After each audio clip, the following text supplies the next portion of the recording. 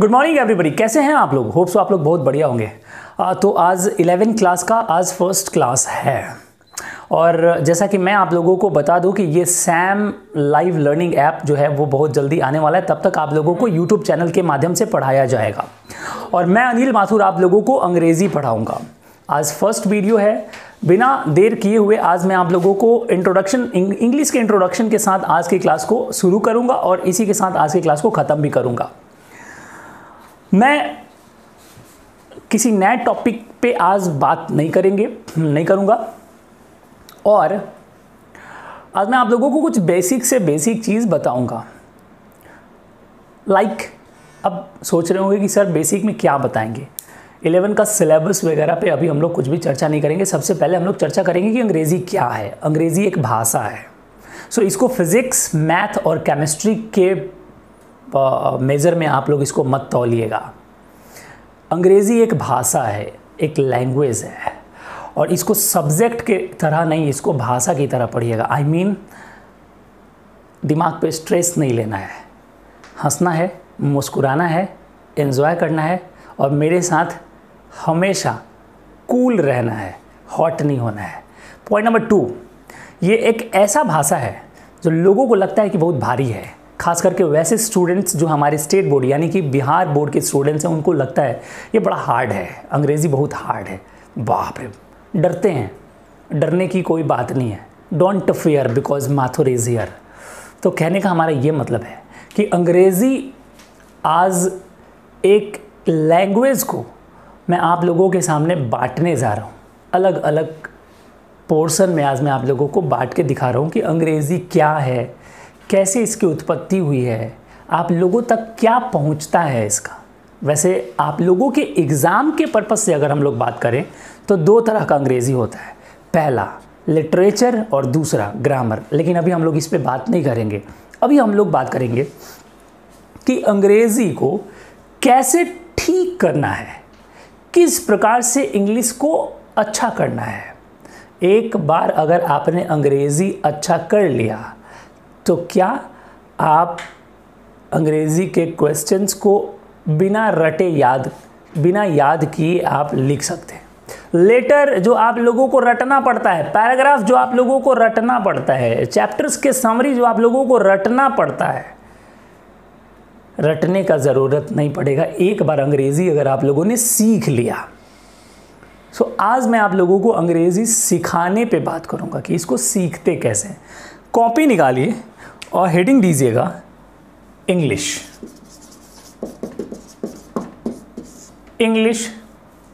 What is English? English है क्या? तो सबसे पहले एक बड़ा आसान सा डेफिनेशन दे रहा हूँ। आपने मिक्सचर खाया है? मिक्सचर जिसको भोजपुरी में हम लोग कहते हैं दलबूट या दलमोट। हमारे गांव के दुकान में जाते हैं, कहते हैं ए दादे 5 रुपये का दलमोट दे दो। वो जो दलमोट होता है वो उसमें क्या होता है, वो क्या, हमारे शहर में उसको दलमोट दलबूट नहीं कहते हैं, हमारे शहर में कहते हैं मिक्सचर दे दो। मिक्सचर मतलब उसमें मिक्स होता है। उसमें क्या क्या होता है? उसमें बादाम होता है, उसमें सेब होता है, उसमें दाल होता है, भुंजा हुआ मसाला में मिला के, और सबका मिक्सचर होता है, बनाया होता है। अंग्रेज़ी भी वही है। एक भाषा नहीं है ये, अनेक भाषाओं का मिक्सचर है। ठीक उसी की तरह अलग अलग प्रकार के भाषाओं से मिल के अंग्रेज़ी बना है। इसीलिए अंग्रेज़ी का डेफिनेशन जो हम लोग लिखते हैं, सबसे पहला डेफिनेशन लिखते हैं ना, English is a mixture of language. लिखिएगा English is a mixture of language. आप देख रहे हैं यहाँ पे, English is a mixture of language. अलग अलग प्रकार के भाषाओं से मिल करके हमारा अंग्रेज़ी बना है। जैसे संस्कृत से मिल के हमारा, अब आप लोग सोच रहे होंगे कि अंग्रेज़ी में संस्कृत कहाँ से आ गया। संस्कृत के भी कुछ ऐसे वर्ड्स हैं जहाँ से हमारा अंग्रेज़ी के कुछ वर्ड्स का निर्माण हुआ है। जानना चाहते हैं आप लोग? जैसे संस्कृत का एक वर्ड है मातृ। मातृ से ही हमारा बना है मदर, और पितृ, सर पिता का क्या होता है? पितृ। हाँ, पितृ से बना है हमारा फादर। भातृ से हमारा बना है ब्रदर। तो संस्कृत के इन वर्ड से हमारे अंग्रेजी के ये वर्ड्स बने हैं। सो केवल संस्कृत नहीं, फ्रेंच, डच, यूनान, ये सारे अलग अलग प्रकार के वर्ड्स को मिला करके एक हमारा लैंग्वेज बनाया गया है, इंग्लिश लैंग्वेज। सो इसीलिए हम लोग कहते हैं English is a mixture of language. आपको पता है इसको हम लोग लिंक लैंग्वेज भी कहते हैं। तो यहाँ पे नीचे में लिखेंगे it is also known as link language. It is also known as link language. यह लिंक लैंग्वेज भी कहा जाता है। अब लिंक लैंग्वेज का मतलब, लिंक का मतलब क्या होता है? लिंक का मतलब होता है जोड़ना।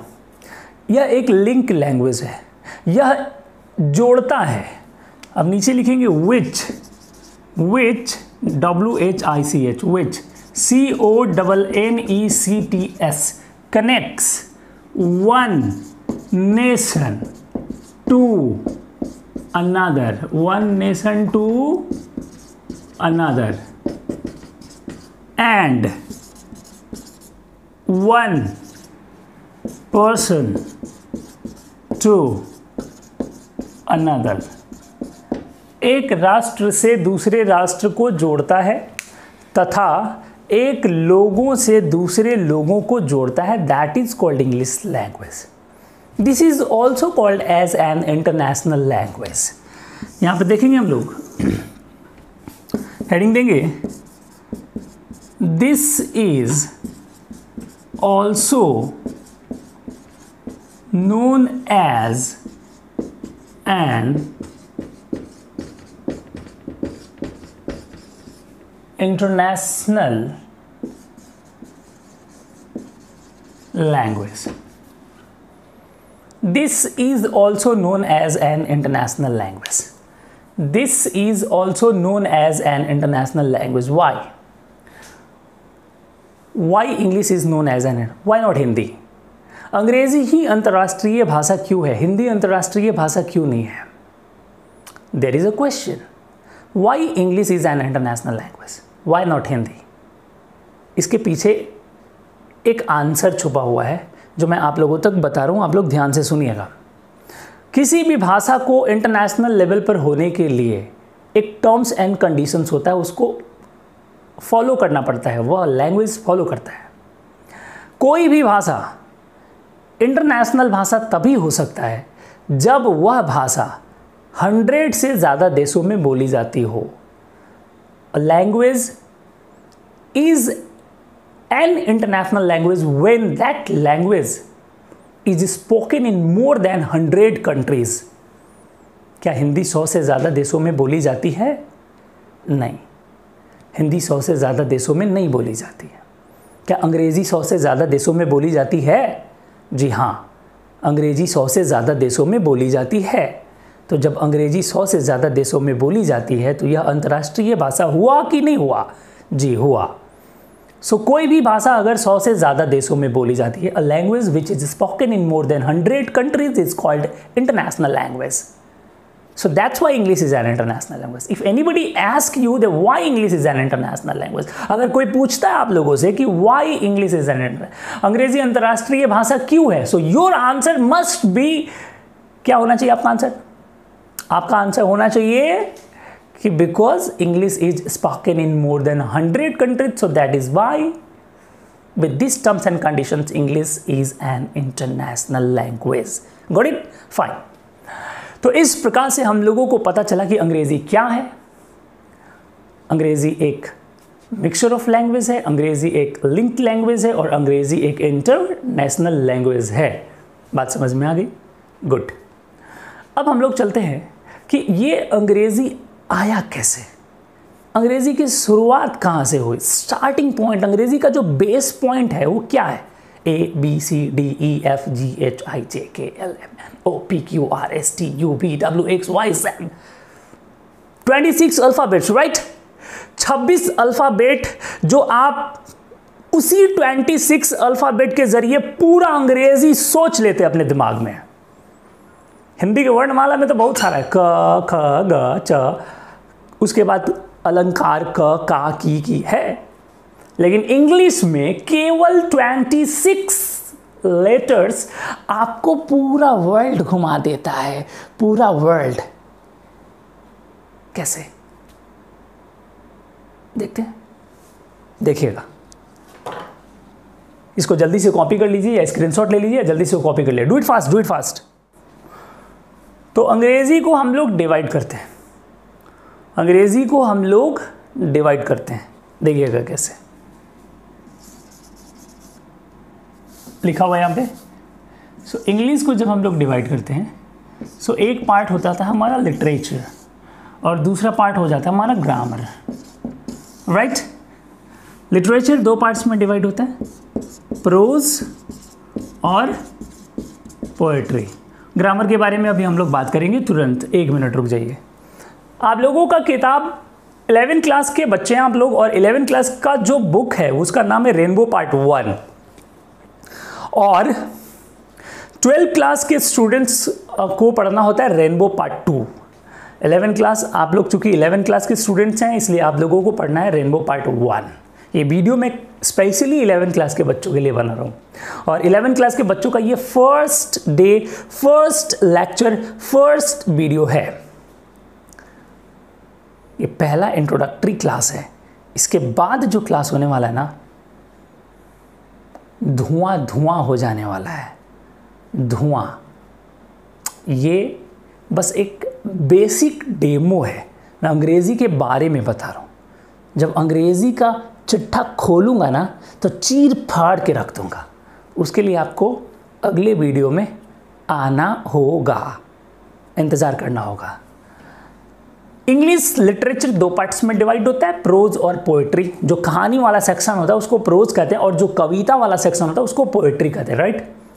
बात करते हैं हम लोग ग्रामर पे, इसको मिटाते हैं, ग्रामर पे बात करते हैं हम लोग। क्या है ये grammar? What is grammar? What is grammar? What is English grammar? ऐसा थोड़ी ना होता है कि उर्दू ग्रामर का परिभाषा अलग हो जाता है, हिंदी ग्रामर का परिभाषा अलग हो जाता है, हाँ, फ्रेंच के ग्रामर का परिभाषा अलग हो जाता है, अमेरिकन इंग्लिश के ग्रामर का डेफिनेशन परिभाषा अलग हो जाता है, और इंग्लिश का परिभाषा अलग हो जाता है। नहीं, चाहे कोई भी भाषा हो, ध्यान से, चाहे कोई भी भाषा हो, कोई भी लैंग्वेज हो, बिना ग्रामर के एक स्टेप भी आप सोच नहीं सकते हैं उस भाषा के बारे में। यानी कि किसी भी भाषा का बेस ग्रामर होता है। बिना ग्रामर के उस भाषा का निर्माण संभव नहीं है। तो इंग्लिश ग्रामर का परिभाषा क्या है? वही जो हिंदी ग्रामर का परिभाषा है, वही तो इंग्लिश ग्रामर का परिभाषा है। जिस शास्त्र से हमें शुद्ध शुद्ध बोलना, शुद्ध शुद्ध लिखना, शुद्ध शुद्ध पढ़ना आए, वही हमारा व्याकरण होता है। Same thing English grammar, same thing Hindi grammar, same thing दुनिया का कोई भी ग्रामर। अब इसी चीज़ को अंग्रेज़ी ग्रामर में हम लोग लिखते हैं। कैसे लिखते हैं हम लोग English? What is English grammar? What is English grammar? English grammar क्या है? What is English grammar? English grammar क्या है? What is English grammar? So definition हम लोग देखते हैं। What is English grammar? English grammar is a such part of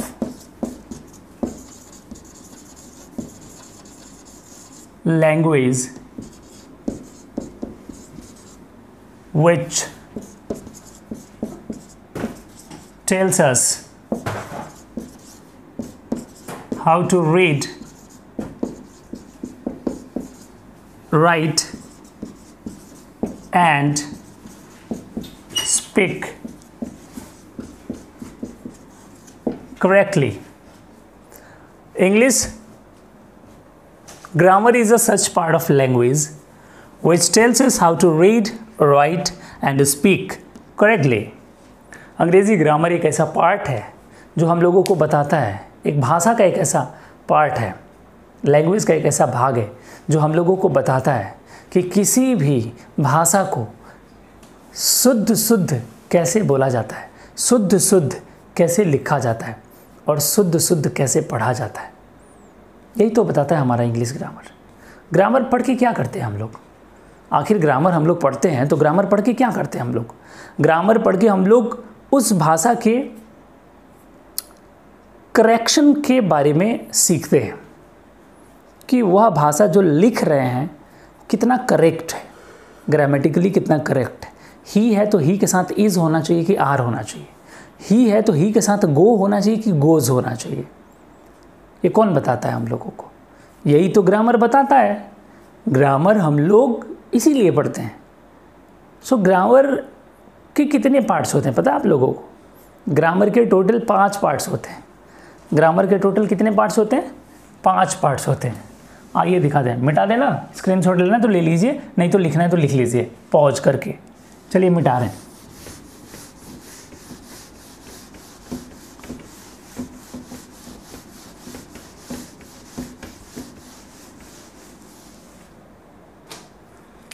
parts of grammar, heading दीजिएगा आगे, parts of English grammar, parts of English grammar. Number 1, there are 5 parts of English grammar. अंग्रेजी व्याकरण के 5 parts होते हैं। कौन कौन सा? First,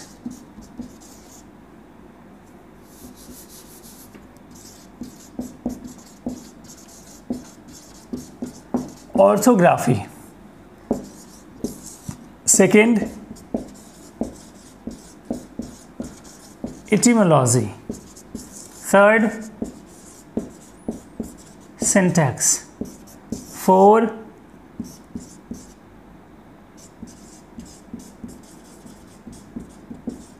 punctuation.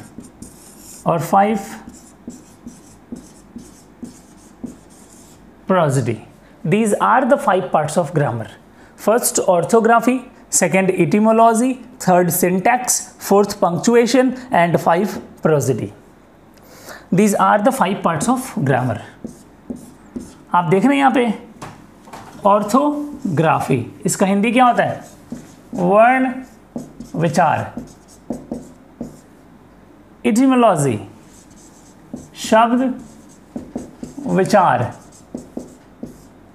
सिंटैक्स, वाक्य विचार। पंक्चुएशन, चिन्ह विचार। और प्रोसिडी, छंद विचार। Got it? So what I am going to make you understand, मैं क्या आप लोगों को समझाना चाहता हूँ? मैं समझाना चाहता हूँ कि अंग्रेजी की शुरुआत कहाँ से हुई। ये जो आप 26 लेटर्स देखते हैं ना, 26 अल्फ़ाबेट्स जो आप देखते हैं, ये कहाँ से देखते हैं, कैसे देखते हैं, इसकी उत्पत्ति कहाँ से हुई, कब हुई? आइए एक कहानी सुनाते हैं। मैं एक कहानी आप लोगों को सुनाता हूँ। ऑर्थोग्राफी, सबसे पहले हमारे इंडिया से एक स्कॉलर इंग्लैंड गए। हमारे यहाँ जो अंग्रेज़ी पढ़ाई जाती है ना, वो इंग्लिश 2 तरह का है स्पेशली, एक अमेरिकन इंग्लिश और एक ब्रिटिश इंग्लिश। हमारे यहाँ पे जो अंग्रेज़ी है, आपको तो पता ही होगा कौन सा अंग्रेज़ी, कितने सालों तक हम गुलाम रहे हैं, अमेरिका के या ब्रिटिश या इंग्लैंड के। तो हम लोग ब्रिटेन के गुलाम रहे। सो हमारे यहाँ पे अंग्रेज़ी अमेरिकन इंग्लिश नहीं, हमारे यहाँ पे अंग्रेज़ी ब्रिटिश इंग्लिश चलती है। हमारे यहाँ से स्कॉलर इंग्लैंड में गया और वहाँ पे इनको एक बॉक्स मिला। ये कहानी काल्पनिक है, बस आप लोगों को समझाने के लिए। सो इस कहानी के किसी भी पात्र एवं घटनाएं का हमारे वास्तविक जीवन से कोई लेना देना नहीं है। इस बात को अपने दिमाग में रखिए कि आप लोगों को समझाने के लिए कहानी बनाया गया। तो हमारे यहाँ से एक स्कॉलर इंग्लैंड जाते हैं, उनको एक बॉक्स मिलता है और वो बॉक्स लेकर के आते हैं और उस बॉक्स पे लिखा होता है ऑर्थोग्राफी। जैसे ही इंडिया में उस बॉक्स को खोला जाता है, सो उस बॉक्स के अंदर से क्या निकलता है? उस बॉक्स के अंदर से निकलता है ABCDEFGHIJKLMNOPQRSTUVWXYZ, यानी कि 26 अल्फ़ाबेट्स निकलते हैं। उसमें लिखा होता है कि वॉवेल कौन सा है, कॉन्सोनेंट कौन सा, पता है ना? पता है ना आप लोगों को? 5 वॉवेल है, XYZ हैं, AEIOU, यही 5 वॉवेल हैं। और इसके अलावा 21 हमारे क्या हैं? कॉन्सोनेंट हैं। सेमी वॉवेल्स हुआ करते थे, अभी ख़त्म हो गया है हमारे मॉडर्न इंग्लिश में। तो बात आगे करते हैं हम लोग। हम इंडियंस की एक प्रवृत्ति होती है कि अगर कोई सामान हमारे घर में बिगड़ जाए ना, तो पहले हम घर में ही उसको रिंच पिलास पेचकस लगा के उसको खोल कस करना शुरू कर देते हैं। जब वो बहुत ज़्यादा बाहर हो जाता है, हमारे कप ऑफ टी में नहीं होता है, हमारे बस में नहीं होता है, तब हम लोग उसको ले जाते हैं मरम्मत के लिए। यहाँ पे भी वही हुआ, लोगों ने उस लेटर्स के साथ खेलना शुरू कर दिया। खेलते खेलते खेलते खेलते खेलते खेलते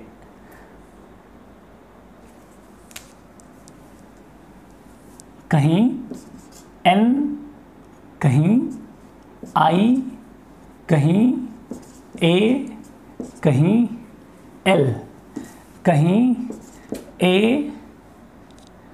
कहीं T, कहीं M, कहीं R, कहीं H, कहीं U। बताओ तो क्या 26 अल्फ़ाबेट के बाहर से है या उसी में से है? उसी में से है। अब हमारे यहाँ के लोगों ने क्या किया कि इनको अरेंज करना शुरू किया और इनको अरेंज कर करके बना दिया ANIL MATHUR। क्या बन गया? अनिल माथुर। क्या बन गया? अनिल माथुर। कैसे बना? लेटर्स को मिला करके बना दिया गया नाम। जी मेरा नाम अनिल माथुर है, मेरे पिताजी ने बड़े शौक से मेरा नाम अनिल रखा था। तो लेटर्स को मिला करके हम लोगों ने क्या बना दिया? शब्द बना दिया। अब शब्दों को मिला करके हम लोगों ने वाक्य बना दिया। और जब वाक्य बनाने चले तो उसमें बहुत सारी परेशानियों का सामना करना पड़ा, जिससे हमारे यहाँ के जितने भी स्कॉलर्स थे उनको ग्रामर पढ़ना पड़ा। क्या पढ़ना पड़ा? ग्रामर। तो जितने भी ग्रामर होते हैं इसी सिंटैक्स के अंतर्गत आते हैं। नाउन, प्रोनाउन, वर्ब, एडजेक्टिव, जो भी ग्रामर है, जितने भी सारे हमारे ग्रामर हैं, वो सारे ग्रामर हमारे इसी सिंटैक्स के अंतर्गत आते हैं। यही बताता है कि सेंटेंस कैसे बनाया जाता है। इसके बाद जब सेंटेंस बन गया तो चिन्ह बहुत ज़्यादा ज़रूरी हो गया। जैसे what is your name, what is your name के आगे कौन सा चिन्ह होना चाहिए? फुल स्टॉप या क्वेश्चन मार्क? ये पंक्चुएशन बहुत ज़्यादा ज़रूरी होता है। सो पंक्चुएशन फिर पढ़ा हम लोगों ने, और उसके बाद अंत में हम लोगों ने पढ़ा प्रोसिडी।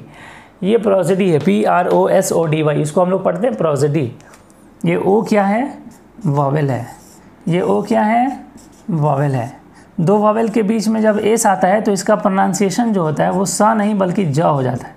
इसीलिए हम लोग इसको क्या पढ़ते हैं? प्रोसिडी पढ़ते हैं, बल्कि प्रोसिडी नहीं पढ़ते हैं। क्या पढ़ते हैं? प्रोसिडी पढ़ते हैं। और हिंदी में इसको कहते हैं छंद विचार। ये क्या करता है? ये हम लोगों को बताता है कि वाक्यों को, वर्ड्स का प्रोनाउंसिएशन कैसा होता है।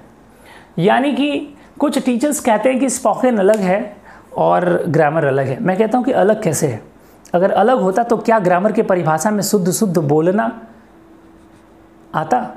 ग्रामर का परिभाषा उठा के देख लीजिए, शुद्ध लिखना, पढ़ना और बोलना। बोलना मीन्स क्या? स्पीकिंग ना। बोलना मीन्स क्या? स्पीकिंग। फिर स्पोकन के टीचर्स क्यों कहते हैं कि ग्रामर अलग है और ये जो स्पीकिंग क्लास है ये अलग है? राइट? तो अलग नहीं है। अगर आप ग्रामर पढ़ रहे हैं तो आपके अंदर कैपेसिटी होनी चाहिए कि मैं बोल सकूं। अलग नहीं है।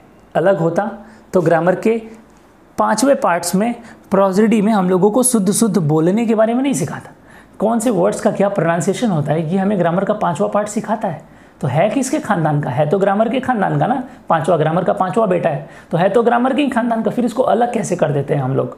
वो एक्चुअली स्पोकन के टीचर्स ना स्पोकन ग्रामर पढ़ाने से बचने के लिए बोल देते हैं ऐसा कि नहीं ग्रामर अलग है, स्पोकन अलग है। ऐसा कुछ नहीं है। स्पोकन की जानकारी में उतना ही ज़्यादा रोल प्ले होता है इसका भी, ग्रामर का भी। सो ग्रामर ज़रूरी है एक अच्छा इंग्लिश बोलने के लिए।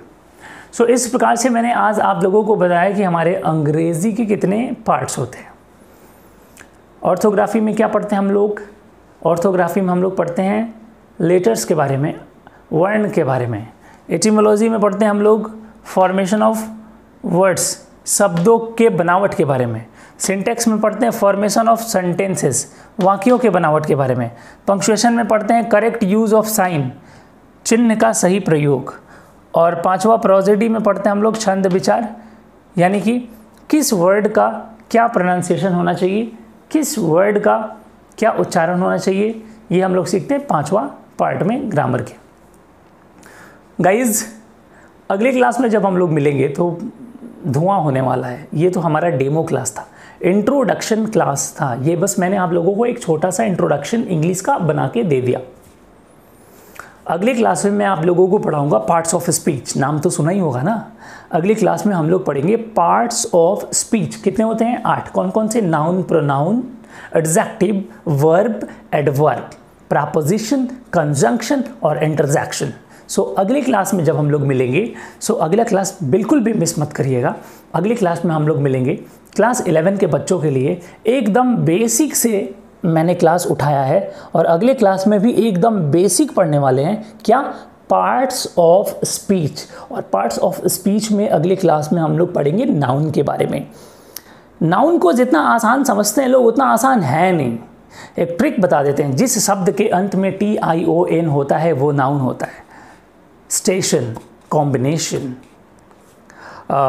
फॉर्मेशन, जिस शब्द के अंत में TION होता है वो क्या होता है?